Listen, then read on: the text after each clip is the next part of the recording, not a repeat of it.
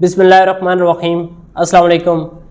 मैं हूं राजा तंसर, आपका टैक्स कंसल्टेंट।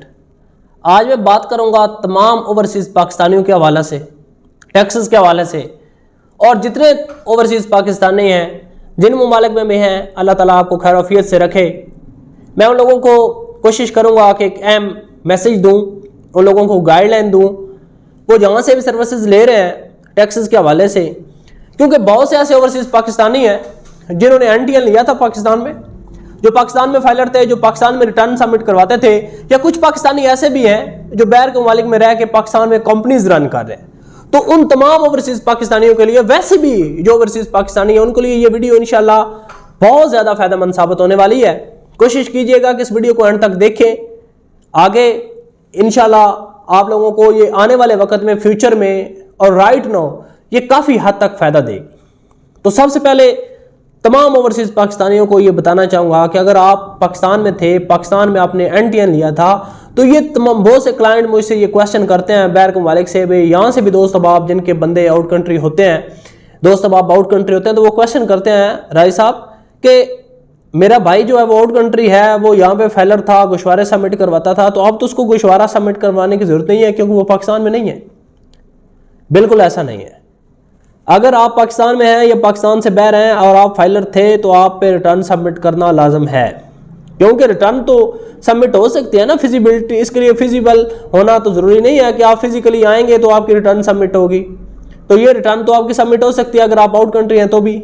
अगर आप पाकिस्तान में कंपनी रन कर रहे हैं, आपने कंपनी रजिस्टर्ड करवाई थी, आपने एनटीएन लिया था, तो आप पे कंपनी की रिटर्न सबमिट करवाना भी लाजम है। इसमें मैं ये समझता हूँ कि सबसे ज़्यादा जो बेनिफिट है ना फाइलर की, इस जो ये डिबेट चलती रहती है फाइलर के हवाले से, रिटर्न सबमिट के हवाले से, जितने भी ओवरसीज़ पाकिस्तानी को बहुत ज़्यादा इसमें बेनिफिट है, वो कैसे है? वो ऐसे है कि काफ़ी दोस्त अहबाब यूरोप कंट्रीज़ में हैं और वो बहुत ज़्यादा उनकी अच्छी खासी इनकम है, इवन के 1 करोड़ प्लस तक इनकम है ईयरली लोगों की जो आउट कंट्री में स्टे कर रहे हैं, जिनका थोड़ा सा सेटअप ठीक है। तो वो तमाम दोस्त अगर पाकिस्तान में फाइलर हैं या वो बैर हैं, फाइलर नहीं है, तो उनको फौरी तौर पे फाइलर होना चाहिए, अपने आप को रजिस्टर्ड करवाना चाहिए। उसका उनको फ़ायदा क्या है? उसका जो सबसे बड़ा बेनिफिट ये है, ज़ाहिर बात है जितने भी पाकिस्तानी हैं उनकी धरती तो फिर पाकिस्तानी है ना, उनका रहन सहन तो प्यार मोहब्बत तो पाकिस्तान के साथ है। अगर उन्होंने घर भी अच्छा बनाना है तो फिर पाकिस्तान में बनाना है। अगर उन्होंने गाड़ी भी अच्छी लेनी है तो वो खुद यहाँ पे नहीं भी है तो उन्होंने पीछे वालों को लेके देनी है। अगर उन्होंने ज़मीन खरीदनी है तो वो भी पीछे ही खरीदनी है। यानी कि वो जो बंदे आउट कंट्री हैं उन्होंने एसेट तो अपने इधर ही बनाने हैं। 99% प्लस जो लोग हैं वो पाकिस्तान के साथ ही जुड़े रहते हैं, वहाँ से जो भी अर्निंग करते हैं पाकिस्तान भेजते हैं और वो यहाँ से पे ही अपने एसेट्स बनाते हैं। तो वो तमाम ओवरसीज़ पाकिस्तानी को लिए मेरा ये पैगाम यह है कि अगर आप फाइलर नहीं है तो अपने आप को फौरी तौर पर फाइलर करें। उसके फ़ायदे क्या? उसका फ़ायदा यह है कि फ़ॉरेन इनकम जितनी भी है ना, उसके रिलेटेड जो FBR के कवानीन एक्ट्स हैं वो ये कहते हैं कि फॉरेन इनकम जो है वो एग्जेम्प्ट फ्रॉम टैक्स है, उस पर टैक्स एप्लीकेबल नहीं है। कैसे एप्लीकेबल नहीं है? मैं इसकी आपको मिसाल भी देता हूँ। एप्लीकेबल ऐसे नहीं है कि अगर आप फॉर एग्जांपल यूरोप हैं, आप इटली हैं, आप फ्रांस हैं, आप साउथ अफ्रीका हैं, आप दुबई हैं, आप सऊदी हैं, जिस कंट्री में भी हैं, आप पे वहाँ पे रूल एंड रेगुलेशन जो है उस कंट्री के अप्लाई होते हैं। वहाँ पे आप ऑलरेडी जो है वो टैक्स पे कर रहे होते हैं। इस वजह से पाकिस्तान में जो आपकी वो इनकम है, जो आपके वो फॉरेन सोर्सेज हैं, चाहे वो बिजनेस हैं, चाहे वो जॉब के हैं, पाकिस्तान पे आप पे टैक्स एप्लीकेबल नहीं होता।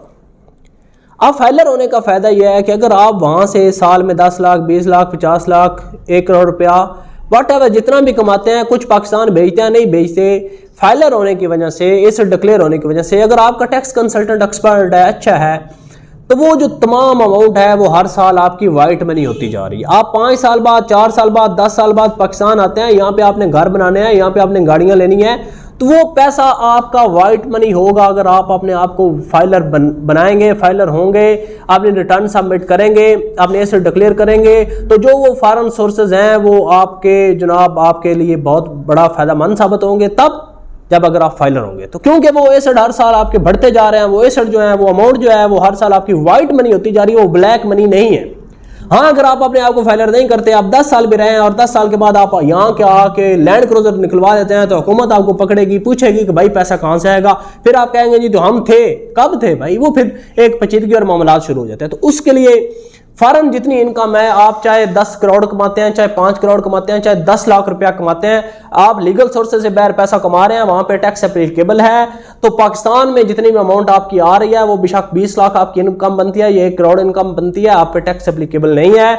इसलिए अगर अपने आप को फाइलर करेंगे तो वो जो अमाउंट आप बना रहे हैं, जो एसेट आप बना रहे हैं, जो पैसा आप कमा रहे हैं, वो तमाम पैसा, वो तमाम एसेट्स आपके व्हाइट मनी में कंसिडर होंगे, ब्लैक मनी में कंसिडर नहीं होंगे।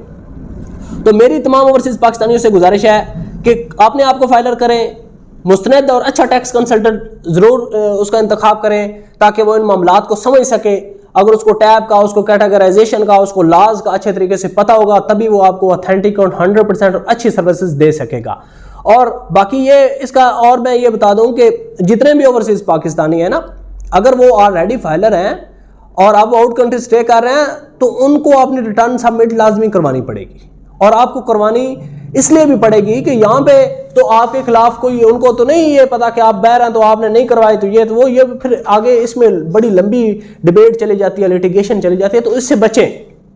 सिंपल से हम बड़े मकूल से चार्जेस होते हैं टैक्स कंसल्टेंट्स के, उनको वो पे करें, उनको अपना अकाउंट बताएं। जो अच्छे मुस्तनद इदारे हैं, जो अच्छे लोग हैं, वो आपका काम ईमानदारी से करते हैं और ईमानदारी से करना भी चाहिए। जब आपको कोई पे कर रहा है और कोई थोड़ा भी कर रहा है, तो मेरे ख्याल में काम पे कंप्रोमाइज़ नहीं करना चाहिए। ये किसी भी अच्छे इंसान की जो है वो खूबी होती है, और अपने काम के साथ सिंसियरिटी भी यही होती है, प्रोफेशनलिज्म भी यही होता है कि आप अपने काम को बखूबी सर अंजाम दें।